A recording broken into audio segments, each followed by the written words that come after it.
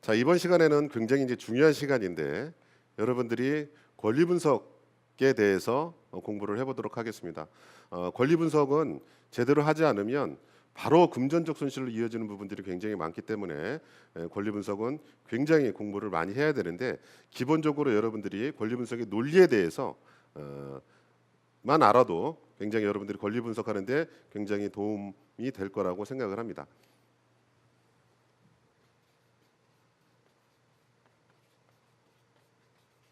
권리 분석은 예측을 하는 겁니다.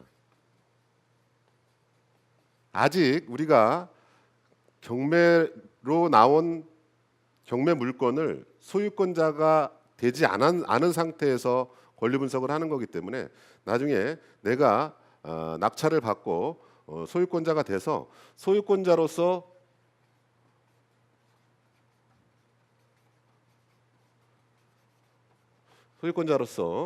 권리 행사가 가능한지 여부를 예측하는 단계입니다. 그래서 실질적으로 그 예측을 하는데 그 방법에 대해서 설명을 드리도록 하겠습니다. 자, 우리가 법원 경매에서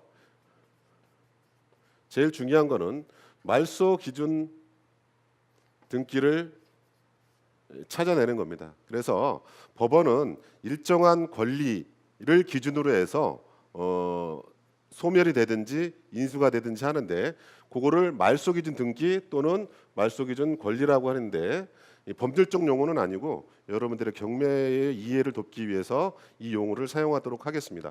자, 말소기준 권리가 될 수 있는 것들은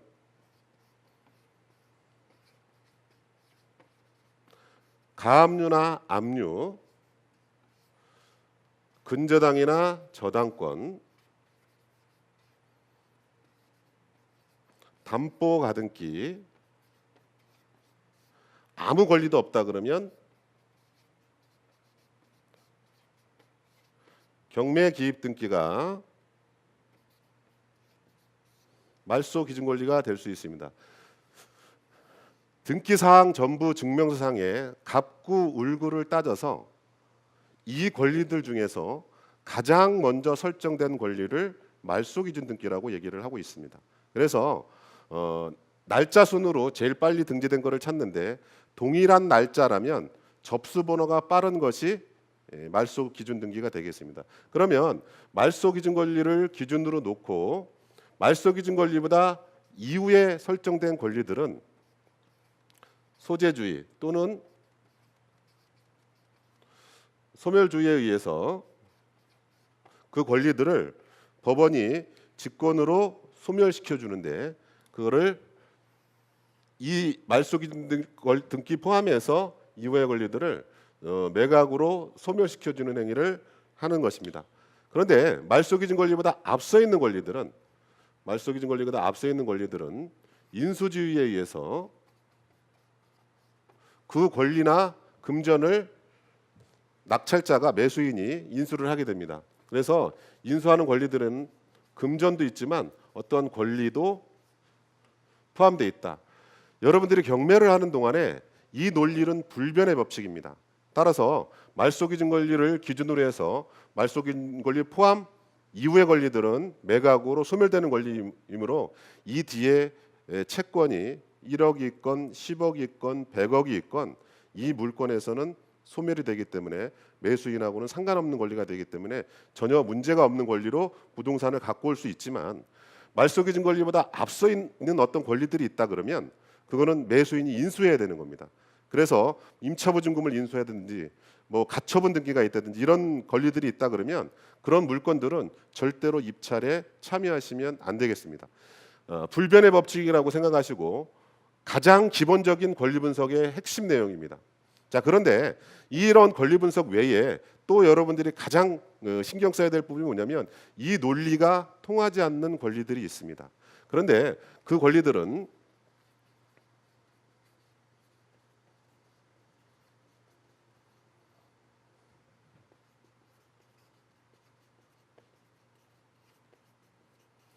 법에서 요구하는 조건을 충족하면 그 권리가 성립된다라고 얘기를 하고, 그 권리가 성립된다 그러면 무조건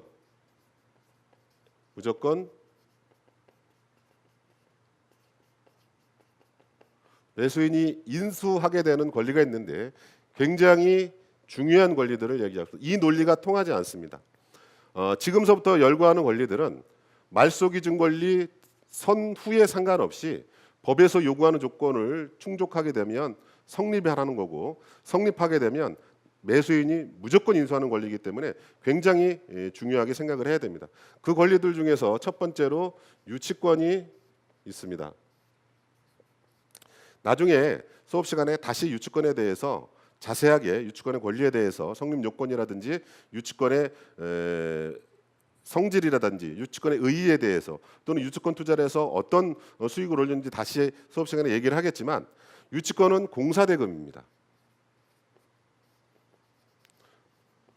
따라서 공사한 건축업자가 공사대금을 받지 못했을 때 해당 부동산에 유치권이라는 권리를 행사하게 돼 있는데, 그 유치권이 정당하고 법에서 요구하는 조건을 충족하는 유치권이라면 말소기준 권리 선후에 상관없이 매각대금 외에 유치권이라는 권리를 따로 인수해야 돼서 그 공사대금을 매수인이 물어줘야 됩니다.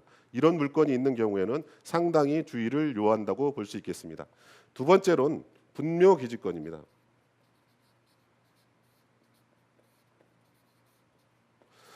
자, 우리나라는 유교 사상을 바탕으로 한 법들이 굉장히 많은데 그 중에 대표적인 게 분묘기지권입니다.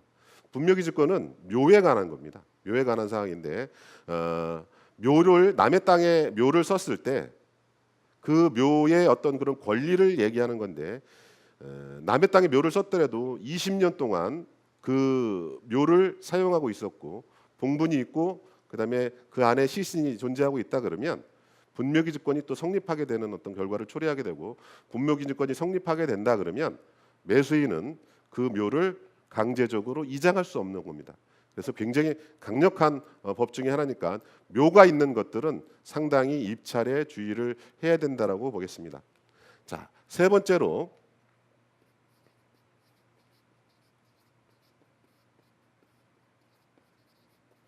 법정지상권에 관한 권리인데, 법정지상권은 토지와 건물이 별개로 경매가 됐을 때 건물의 소유권자를 보호하기 위해서 생겨난 법이 법정지상권입니다.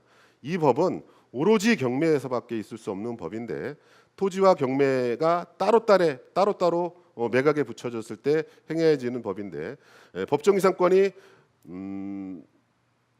법에서 요구하는 조건을 충족해서 지상의 건물이 법정지상권이 성립한다 그러면 그 법정지상권을 성립하는 토지를 낙찰받은 매수인은 그 건물을 철거할 수 없고 그 건물을 계속 사용하게 해줄 수밖에 없는 상황이 되는 것을 법정지상권이라고 그러는데, 지금과 같이 설명한 요 세 가지 법들은 말소기준권리하고 상관없이 법에서 요구하는 조건을 충족하면 무조건 매수인이 인수하게 되는 것입니다.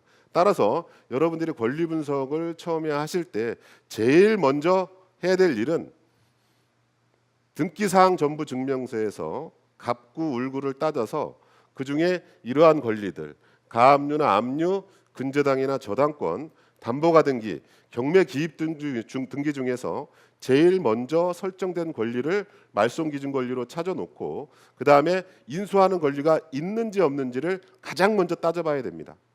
그 다음에 그런 권리 사항에 대해서 문제가 없다 그러면 지금 우측에서 열거하다시피 이 논리랑 전혀 상관없이 법에서 요구하는 조건을 충족한다 그러면 성립한다 그러면 이 논리랑 상관없이 무조건 낙찰자가 인수해야 되는 이러한 권리들이 있을 때는 입찰에 상당히 주의를 요해야 됩니다.